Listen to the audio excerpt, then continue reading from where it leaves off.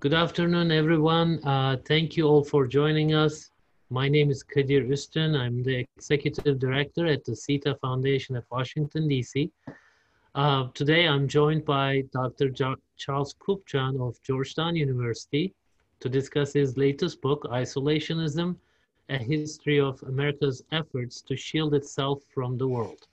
Dr. Kupchan is Professor of International Affairs at the School of Foreign Service and Government Department at Georgetown University. And he's also a senior fellow at the Council on Foreign Relations. From 2014 to 2017, Dr. Kupchan served as special assistant to the president and senior director for European Affairs on the National Security Council in the Obama White House. He was also director for European Affairs on the NSC in the Obama, during the first Clinton administration. And prior to that, he worked at the State Department, and also he was a professor at Princeton University. Welcome, Charles, if I may call you by your first name. Please. Thank you for doing this event with us. It's a great book. I learned a lot as we were discussing it earlier. There's a lot to talk about, but it is so tightly argued, so well organized that I think it won't be that difficult. Your arguments are very clear in this book. I don't want to summarize it for our audience, but I would like to give the floor to you right at the beginning to give us a taste of the book. Tell us the overarching argument of the book, please. And thank you for joining us. Thank you those joining us on Zoom as well. Charles. Thank you, Kadir, and thanks very much for hosting this event and for your kind words about the book. Maybe to get our conversation going, I'll make three broad points. The first would be to say a little bit about why I wrote the book, and to start, I would say that for many Americans, including people like myself who are scholars and practitioners, Donald Trump's America First approach to statecraft has been a kind of a shock. And we get whiplash. We say, what's going on here? Where did this come from? And one of the conclusions I draw from the book is that the isolationism, the unilateralism, the protectionism, the nativism, they have very strong traditions in American foreign policy. This is not the first time the United States has embraced a statecraft that has America First qualities to it. In fact, Trump deliberately used that term to go back to the America First Committee that formed in 1940 to keep the US out of World War II. So that doesn't mean I started this book when Trump was elected, because as you know, it's a long book. I wouldn't have been able to write it in the last 3 years. I started thinking about this back in the 1990s when I served in the Clinton White House, and I began to sense a diminishing interest among the American public in the outside world, a fall off of coverage of international affairs in the media. Clinton was very reluctant to get involved in the Balkans, despite the fact that the collapse of Yugoslavia was very bloody. So I began to sense that things were changing. And also in the 1990s, the bipartisan center, moderate Democrats and moderate Republicans standing together behind what we call liberal internationalism, that compact began to come apart. So it was that's when I first started to research isolationism, and then it starts coming even into greater focus in the aftermath of the Bush administration's wars in Afghanistan and Iraq, which turn into what we now call the forever wars, and lead to many Americans kind of scratching their heads and saying, what are we doing? Why are we fighting these wars? What's the point? And so that's kind of the backdrop to this. And what I do in the book is just tell the story of the ebb and flow of the isolationist impulse across American history, and make the point that from 1789, when the United States began life as a independent federation, right up until 1941, when the Japanese dragged the US kicking and screaming into World War II, isolationism, unilateralism, nativism, protectionism, they were the dominant themes of American statecraft. I think most Americans would be very surprised to hear that. And let me just clarify things to start. And that is to say, by isolationism, I really mean one thing. And that is the reluctance to take on commitments outside the motherland. The motherland I define as North America. So the United States was very engaged in the world commercially, culturally. It was very aggressive in expanding here in North America, but it stopped when it got to the Pacific coast, grabbed some territory from Mexico, tried on numerous occasions to take over Canada, but went no further until the Spanish-American War. So I really wanted to tell that story, tell the story of the fight between internationalism and isolationism that started in 1898 and then ran to Pearl Harbor, to try to make the country more aware of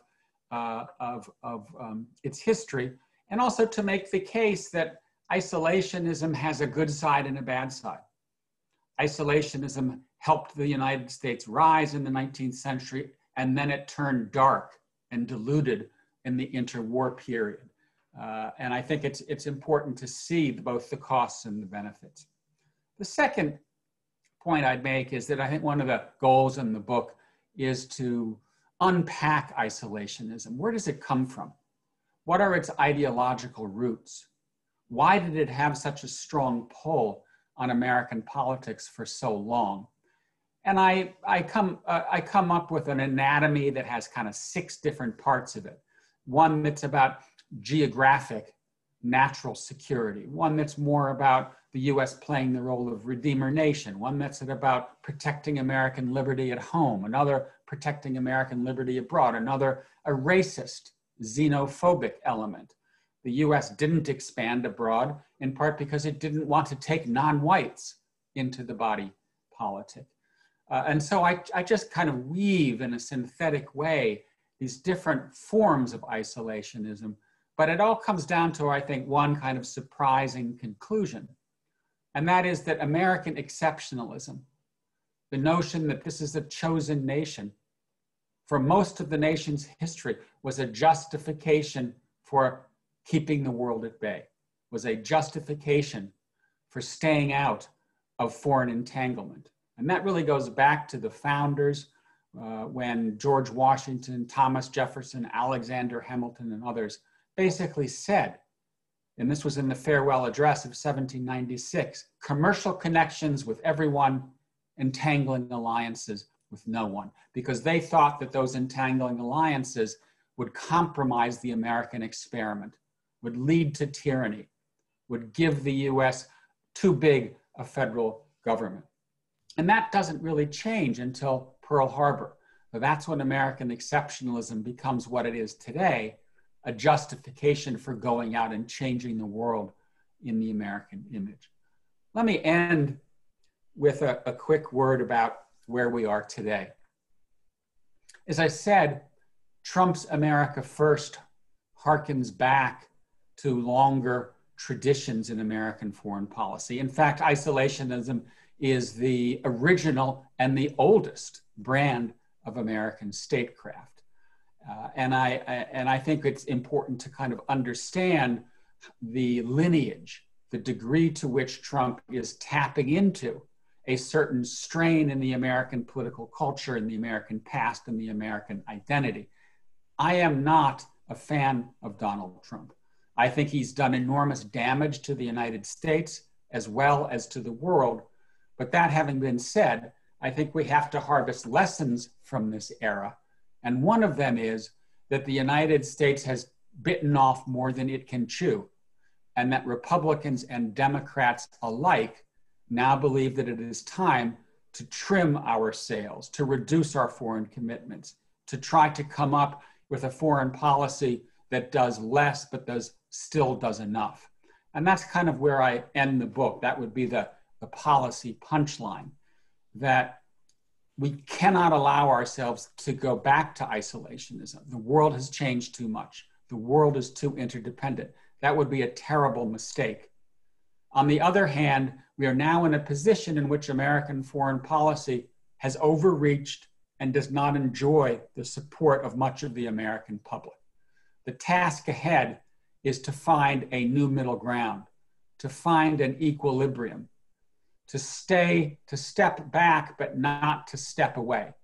And in the book, I lay out some basic elements of what I call judicious retrenchment, which I see as a way of building a new consensus behind an America that stays engaged in the world, but succeeds in bringing its foreign commitments back into line with its means and purposes.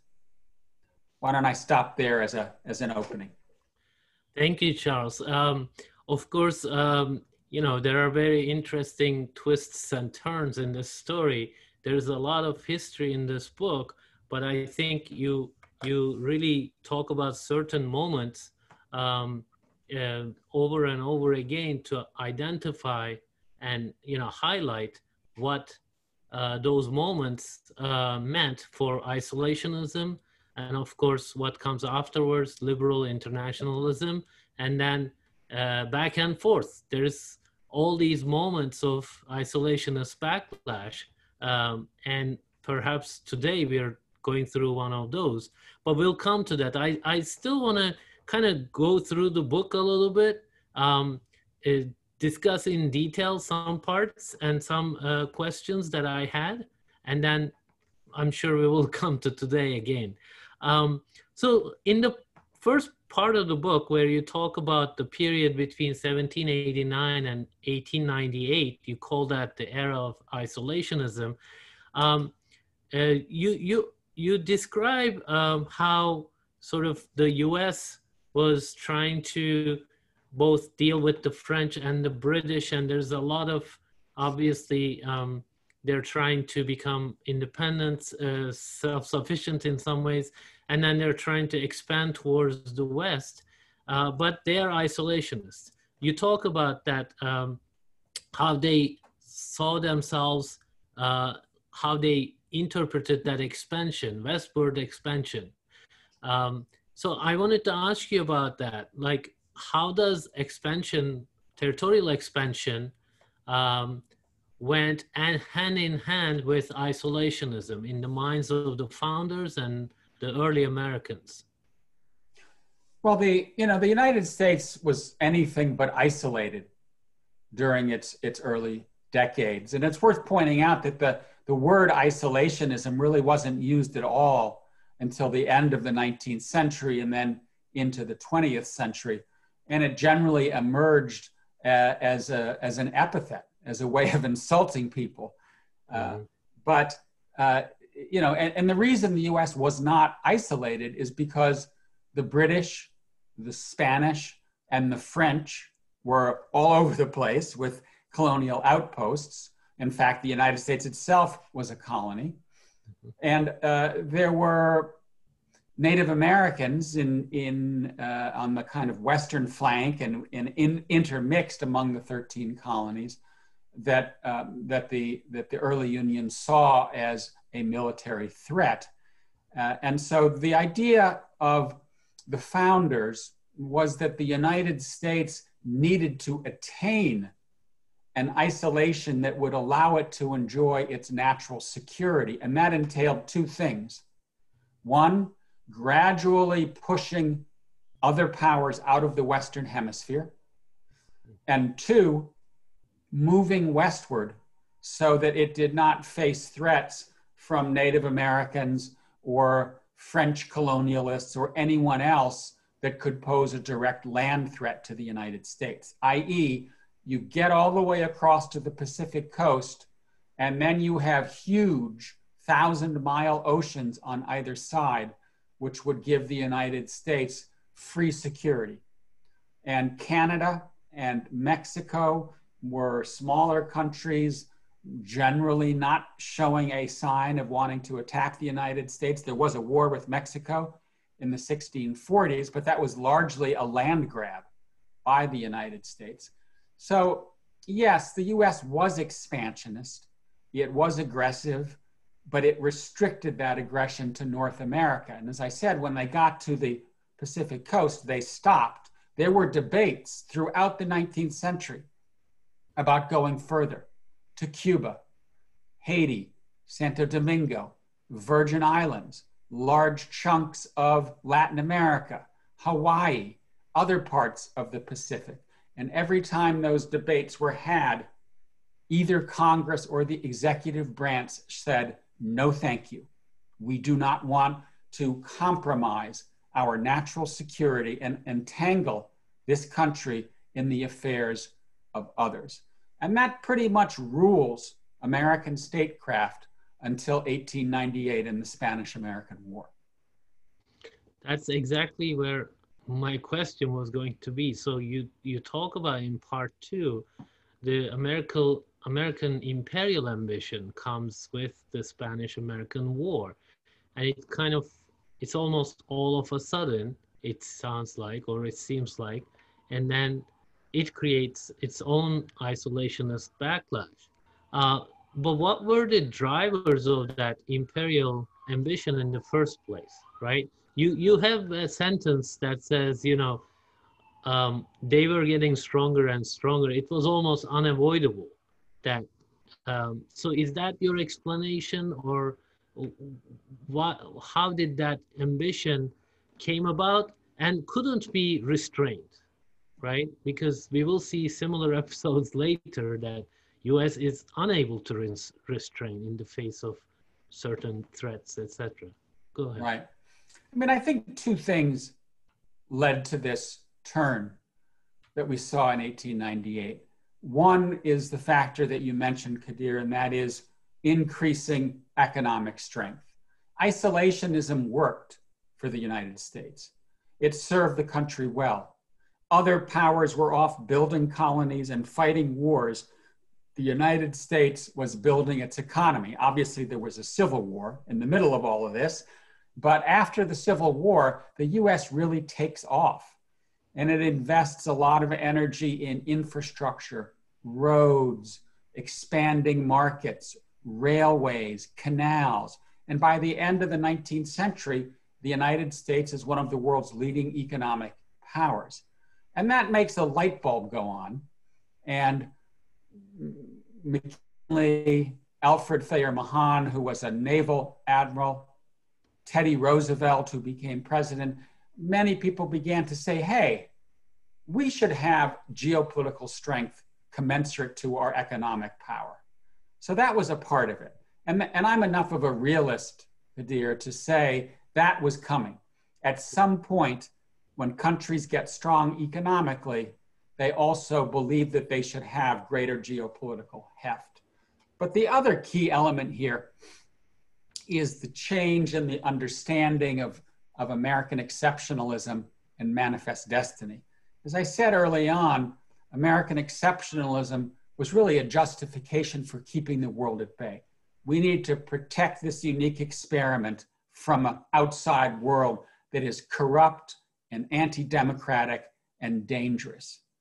What happens in the 1890s is that you get this new narrative associated with, quote unquote, the closing of the frontier. Americans made it to the Pacific, and now they had completed their mission in North America. There was fear that the completion of that mission would mean that the United States runs out of steam, runs out of gas, loses its dynamism, loses its democratic vitality. And that narrative leads to this new goal, which is, hey folks, it's time to take manifest destiny abroad. It's time to export the American experiment.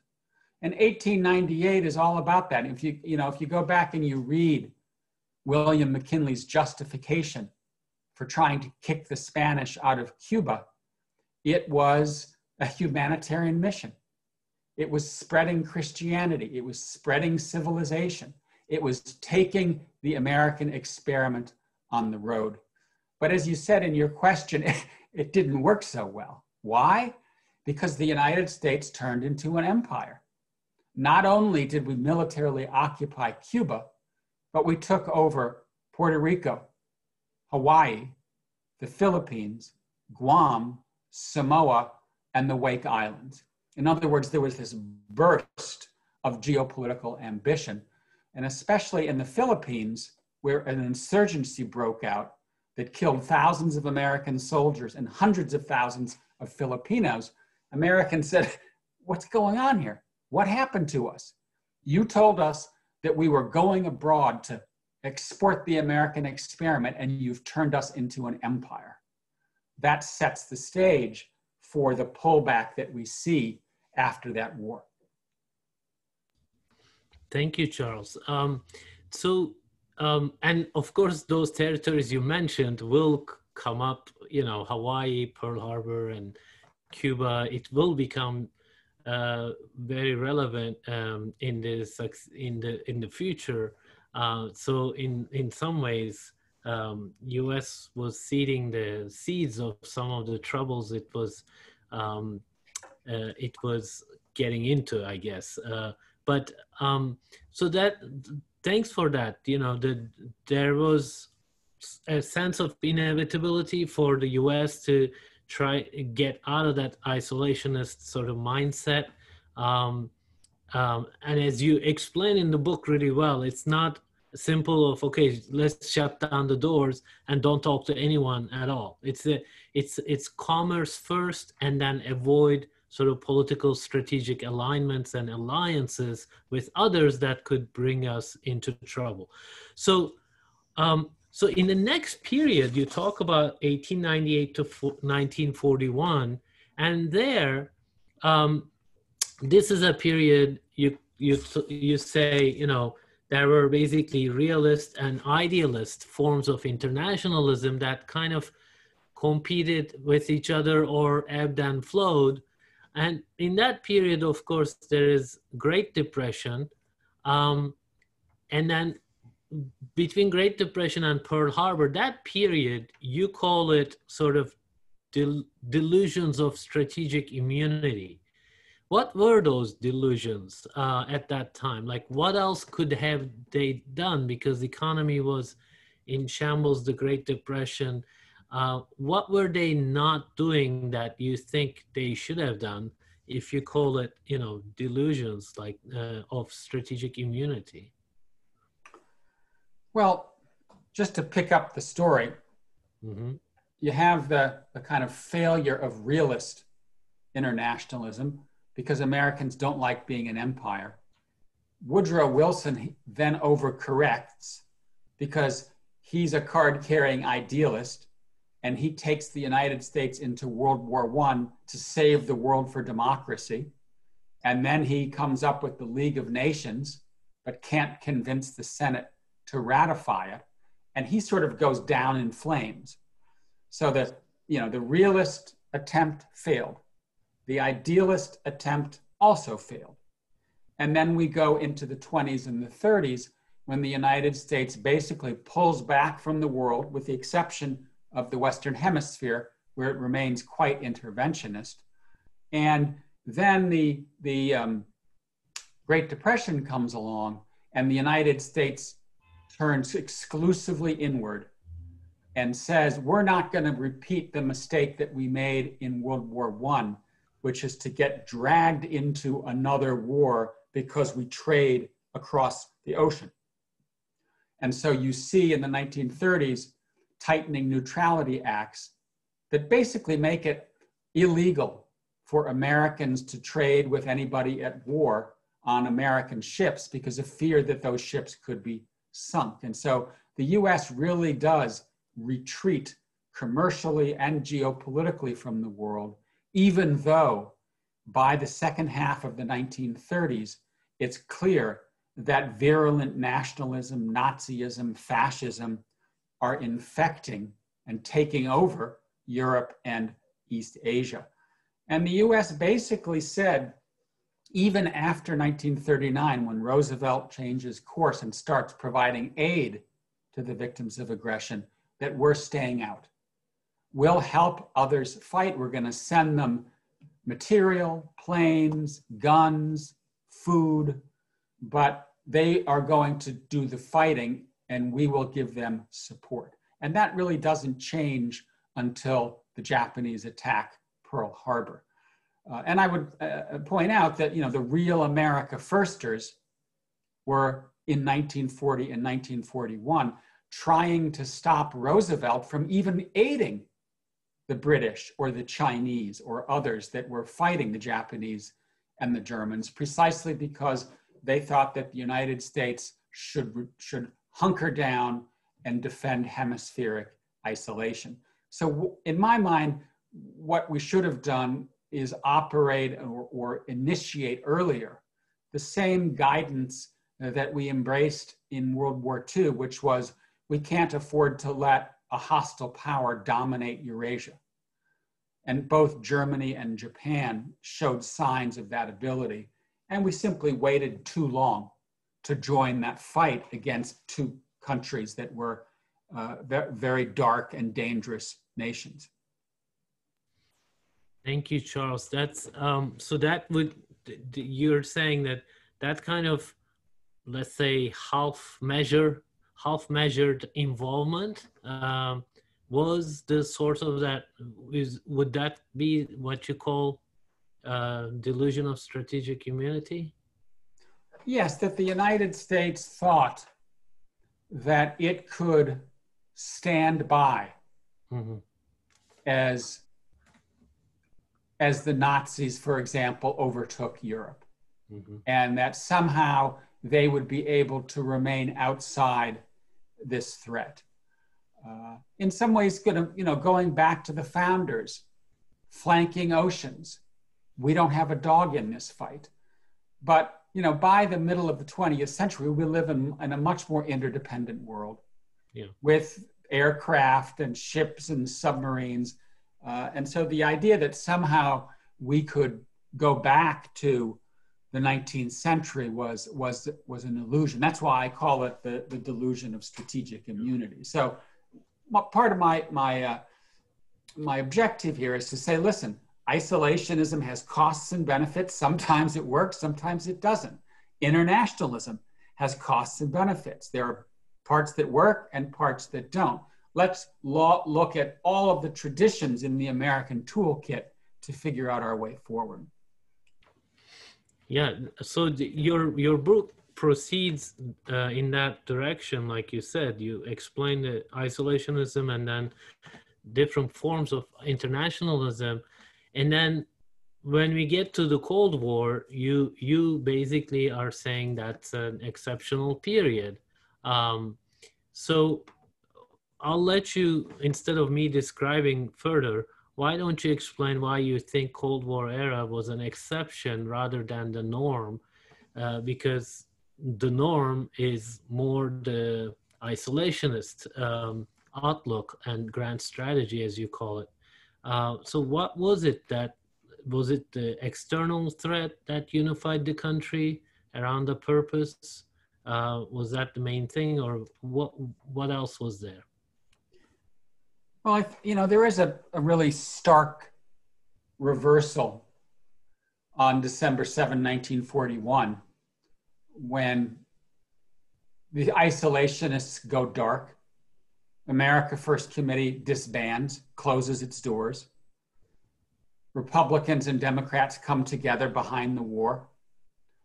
And Roosevelt basically creates a synthesis between McKinley's realism and Wilson's idealism to create a brand of internationalism that is equal parts power and partnership, that is equal parts about asserting America's role in the world, but doing so with allies through institutions, doing it multilaterally. And that's the basic formula that works through the Cold War. And it worked in part because, as you identified, Kadir, there was an external threat. First, Nazism and fascism, and soon thereafter, communism and the Soviet Union.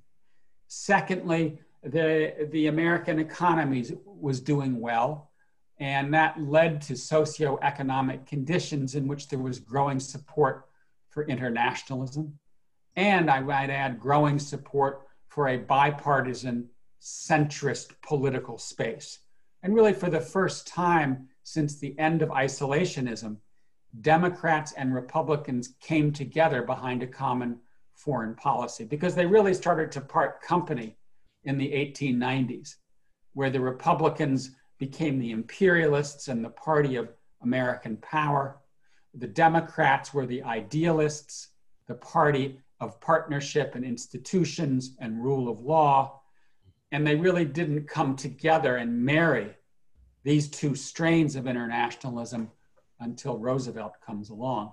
And that compact lasts right through the end of the Cold War, and the liberal internationalism that it gave birth to effectively went from Roosevelt through Barack Obama, with some ups and downs.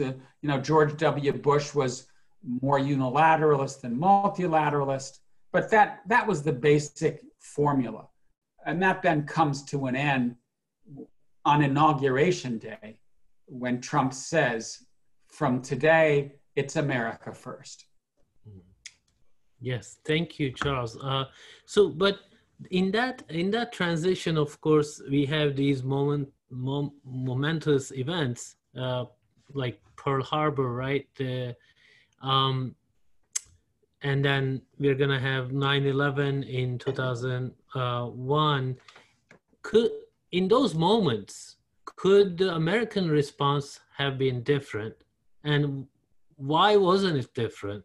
What do you think propelled that kind of response by the US, right? I mean, you said that, in the book too, you showed that several years they don't want to do anything. They don't want to get involved in European wars, and despite Hitler's rise, and it takes several years.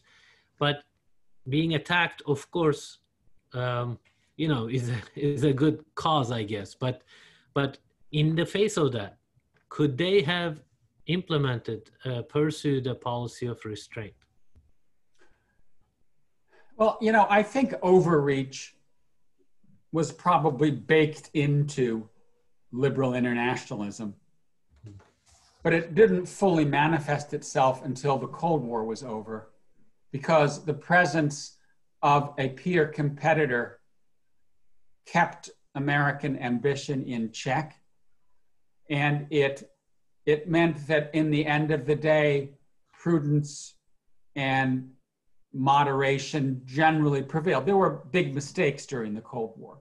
Vietnam, overkill nuclear arsenal, mucking around in Latin America. We know some of those mistakes.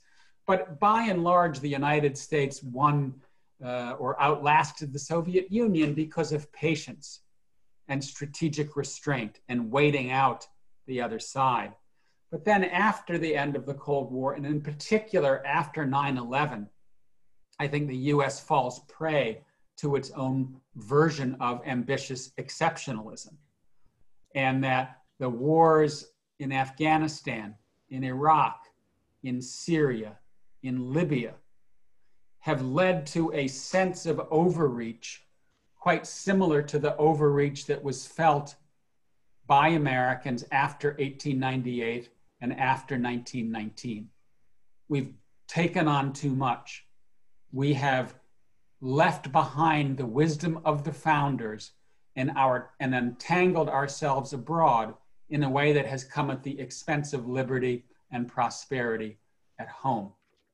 The other thing that I think is very important part of the conversation is that we're living through a pandemic that has caused an economic downturn similar to that of the 1930s, which was combined with overreach to lead to the inward turn.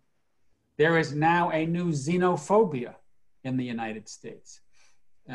Donald Trump taps into it in a not so subtle way, right? The nativism, the white supremacy. That's exactly what happened in the 1920s and the 1930s. I would remind everyone that in 1924, the United States passed draconian anti-immigrant legislation. It cut down the inflow of Catholics and Jews from Southeastern Europe by 90%, and it completely closed the doors to Asians. In the 1930s, the United States deported 1 million Americans of Mexican heritage. Many of them were citizens, right? So there is this kind of xenophobia that comes with the isolation. And so one of the things I sort of say in the book is, let's be careful here. The conditions today are not that different from the conditions in the interwar period. Let's not make the same mistake and go down the isolationist rabbit hole. Let's find a way of trimming our sails. Let's end the overreach. But let's make sure that we find the right balance between doing too much and doing too little. Again, you came to my question, but I wanted to also mention this anti-immigrant, and then actually, essentially, if I can call it that, white nationalist foreign policy was kind of, it often went hand in hand with these isolationist foreign policy sort of outlook. So we tend to see that as more accidental or periodic, but you show that defining whether or not U.S. should venture out to annex lands, whether they should help or not, get involved or not, it often came with their perspectives about whether this was a white Christian, Protestant, etc., was population or not. So thanks for mentioning that. But as I said, you came to my question. You recommend in the book a middle ground between isolationism and liberal internationalism. And isn't that the story that, you know, isn't that the challenge? Obama has tried to strike this balance, and also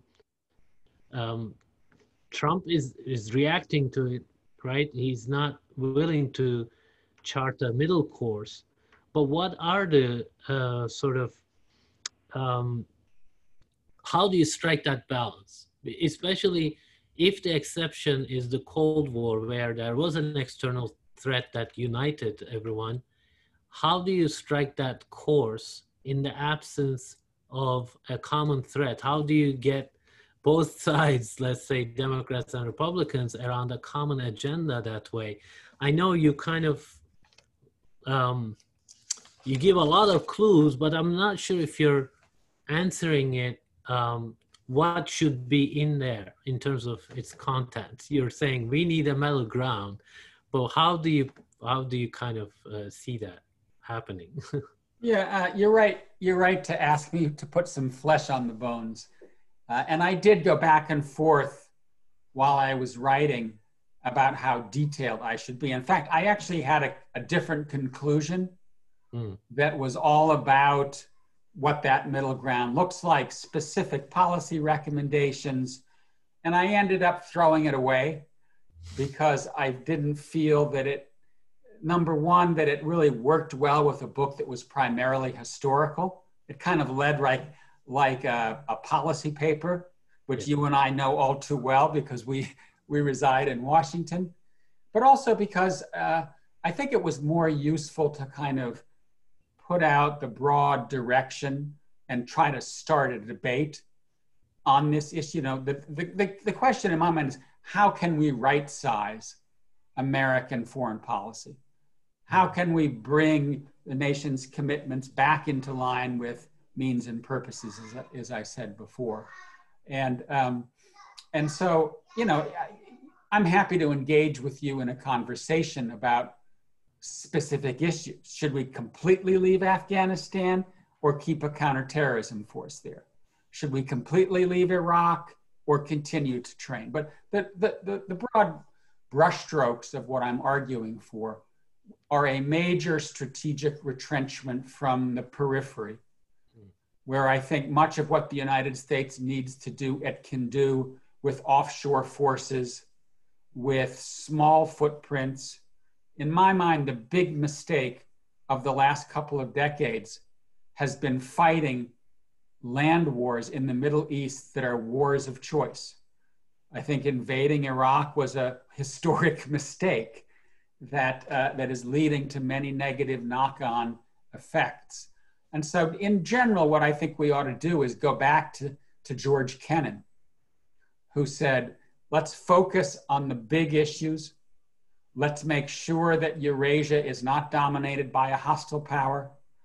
I'm someone who believes that we should keep our presence in Europe, keep our presence in Asia, continue to serve as a great power pacifier, if you will. Maybe one day we'll go back to the vision of the founders, which was of a regionalized world in which the United States was the dominant power in the Western Hemisphere, but didn't range further in a strategic sense.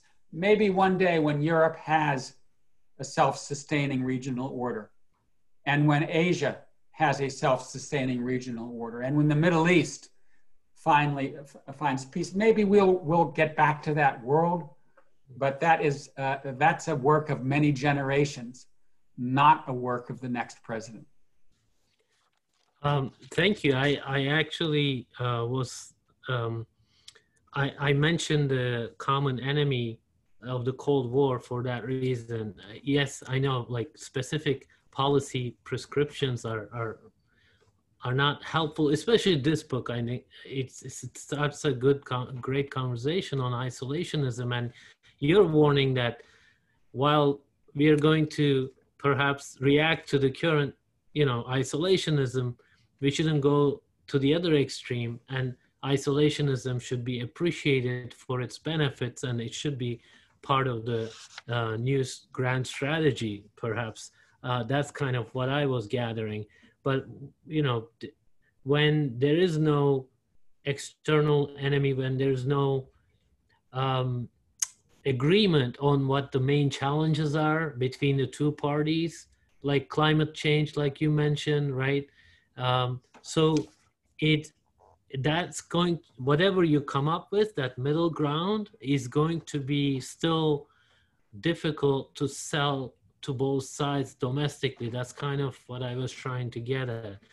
But the other thing I wanted to mention is you say that, Obama was trying to do this liberal internationalism light, but Trump went off to destroy it, basically. You draw a very stark contrast between the two. But in terms of American public opinion wanting some measure of isolationism at this time in period, there were also a lot of continuities between the two. They wanted to pull back and these wars, endless wars. So what is that? How do you situate the two presidents? Because next president, if it's Biden, for instance, is going to be faced with these challenges, and Biden's platform actually has a lot of idealist bent in it. It talks about the democracy promotion quite a bit, confronting autocrats, etc. It sounds more like that idealist overreach that you talk about in the book. At least it struck me like that. So how do you see that continuity and what happens with the next president? Well, you're right to point out that Trump is in some ways a continuity of a trend that we saw emerge under Obama, which is a kind of strategic retrenchment. As you will recall, Obama wanted out of the Middle East, and he surged in Afghanistan, but only because he thought that would allow him to leave by the end of his presidency. He left Iraq and went back in kicking and screaming because the Islamic State came back and one didn't really have a choice. And so he was frustrated by the difficulty involved in downsizing or right-sizing the American footprint abroad. I mean, having worked in the White House, I witnessed that frustration. And that's in part because as you know, because you're from Turkey, the Middle East doesn't let go. There's always some trouble there, and it sucks everybody back in. Afghanistan is the destroyer of great powers. It chews them up and spits them out, the British, and then the Soviet Union, and now the United States. And then Trump, I think, had the same problem, right? He comes into office having told the American people, I'm going to bring the troops home. I'm going to do America first. And then he announces we're leaving Syria. And someone in the Pentagon or John Bolton says, no, we're not. And then he says, we're leaving Afghanistan. And Bolton or someone in the Pentagon says, no, we're not. And so what happens in the later part of his presidency is he gets frustrated and he just starts ordering, right? You'll remember that he ordered US troops to leave northern Syria after he hung up on a phone call with your president because he was just tired of the whole thing. And so he tweeted out, you know, American troops are leaving the northern area of Syria. And we all know what happened after that. That's not how retrenchment should happen, right? Downsizing should not happen because a president sits in his office and then just starts sending out tweets. His decision to take troops out of Germany, he didn't tell anybody about that. He just, you know, so we need somebody who does this in a realistic and in a sensible way. That Charles, brings very quickly, in his defense, right? There was always this discussion about, you know, burden sharing and allies doing more than us. So you're right, it was much more abrupt and perhaps without enough discussion internally, but that was a common theme as well, right? And under Obama. Yes. So your sort of pickle with Trump, is it more about the style then or substance as well? No, it's primarily the style and the process or lack thereof. This has to be done in a sensible, transparent way, in consultation with allies, in consultation with Turkey, in consultation with others with stakes in the region. And that brings me to your final question about Biden. You know, I think my one piece of advice for Biden would be, don't believe in restoration. Don't believe that we can just turn back the clock and rebuild the world that used to exist, because too much has changed. And because, as we've learned from Obama and from Trump, the American people really do want to lighten the load. You can see that in public opinion polls. That's why Trump has been so determined in the final year of his presidency to demonstrate that he can bring the troops home. Americans are weary, especially amid the pandemic. And so I think that Biden is the right kind of person to navigate through this complicated political landscape, because he's an internationalist, he's a pragmatist, but he's also a good politician. And I agree with you that it's not going to be easy to bring Democrats and Republicans together, but I also don't think it's going to be quite as hard as you think. I think there are coalitions to be built. For example, evangelicals on climate change can team up with progressives. We've already seen George Soros on the left and Charles Koch on the right form a new think tank, the Quincy Institute, to demilitarize or make less militaristic US foreign policy. I think you can find a coalition on immigration among Republicans in big business who want highly skilled immigrants, and progressives on the left who like bringing in immigration. So there are ways to rebuild an internationalist coalition. It's just going to take a lot of hard work. Thank you, Charles. I just want to turn to our audience. We have at least one question here. Um, it's actually a question I already asked, but it says Mark Katz from George Mason University. Charles Kupchan rightly points out that the US should avoid the extremes between isolationism and overcommitment, but what is the more desirable middle ground? What policies is the US now pursuing? Should it pull back from? And what policies should it continue? Or is there another way to define US interests that would keep the US engaged in the world sustainably, especially in terms of American domestic politics? You know, as I said, I would sort of try to refocus on the big ticket items, which is geopolitical stability in the Eurasian heartland, the Eurasian landscape. I also think that we need to see a reallocation of resources and priorities. One of the things that we've learned in the last few years is that global health, cybersecurity, climate change may well threaten our well-being, our economic welfare, our health, our security, more than traditional geopolitical issues. And I think we therefore need to pay more time and attention to those issues because we haven't been, and it will come at the expense of our well-being.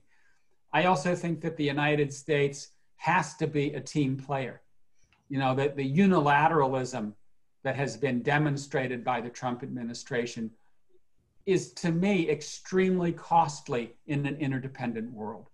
Like pulling out of the climate agreement, pulling out of the World Health Organization in the middle of the worst pandemic since 1918. In general, going it alone on trade and finance, picking fights with everybody rather than standing together to put pressure on China. This to me makes no sense.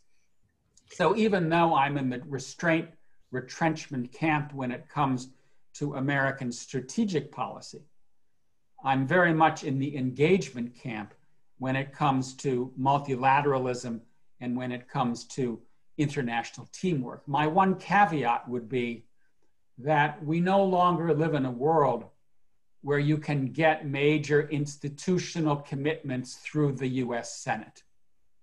The Republicans for the foreseeable future are not going to be ratifying treaties. If we took the post-World War II bargain, the UN, the Bretton Woods Institution, NATO, and we took it to Capitol Hill today, no way would it make it through. And so I think our diplomacy will have to be more flexible, more informal, more coalitions of the willing, working across different institutional formats, variable geometry, as they like to put it in Europe. And that's simply because I think, at least for now, the Republican Party is not very keen on institutionalized multilateralism. And that really does take us back to American history and the discomfort of the founders with anything that would compromise America's room for maneuver. Well, your last response, last couple sentences triggered a question that I actually skipped over. So I think that will be my last question. So President Trump, you know, he wasn't happy with NAFTA, but then a modified version, US MCA, right, passed. And then, you know, he's not happy with NATO, but he seems happier because they're paying more, although we know that's different. But so would you say to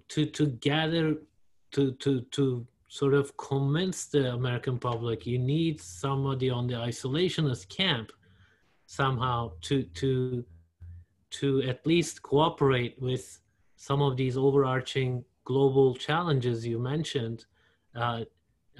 So the internationalists would have to actually engage the isolationists, otherwise the whatever solutions, global solutions that you can produce will be temporary, or the agreements that you make, like the Iran deal, will be, will be very vulnerable. Yeah, I mean, I do think that there will be opportunities to build coalitions that are stable and that you can, whether it's on climate change or free trade. And I would point out that the revised NAFTA, MCA, whatever you want to call it, did win bipartisan support. And so there, if done right, you can get Democrats and Republicans to come together on these issues. It's just going to be harder than it has been in the past.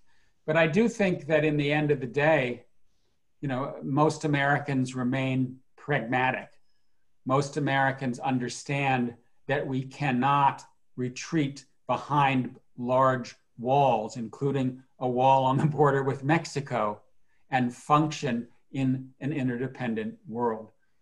For me, the challenge is finding that middle ground, is finding the right balance, and making sure that the United States continues to exercise leadership. And maybe I'll just end on this point, because I think it's an important one, and it really does stretch us back to the founding era. The United States has, in my mind, led, even during the era of isolationism, through the power of its example. It's a country that inspired people around the world to hope for dignity and representative government and prosperity and more liberty. And that has been part of the exceptionalist narrative. To some extent, I'm deeply troubled more by this than anything else, that image seems to have been tarnished over the last 4 years.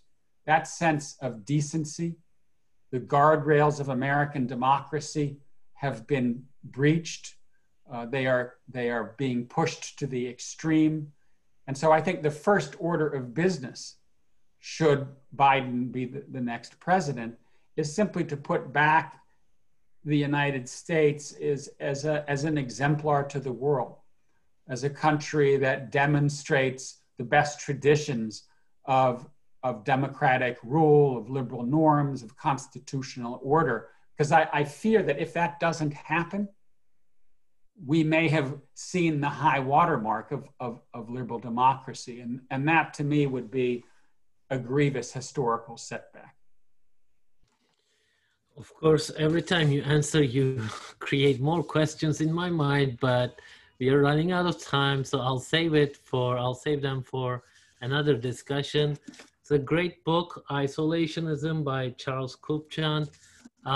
We are very appreciative that Charles, you joined us for this discussion. I want to thank you, and I want to thank our audience and our conversation here today. Thank you so much. Thank you very much, Kadir. I enjoyed the conversation a lot, and I very much appreciate your willingness to host this event and give the book a little bit of a push.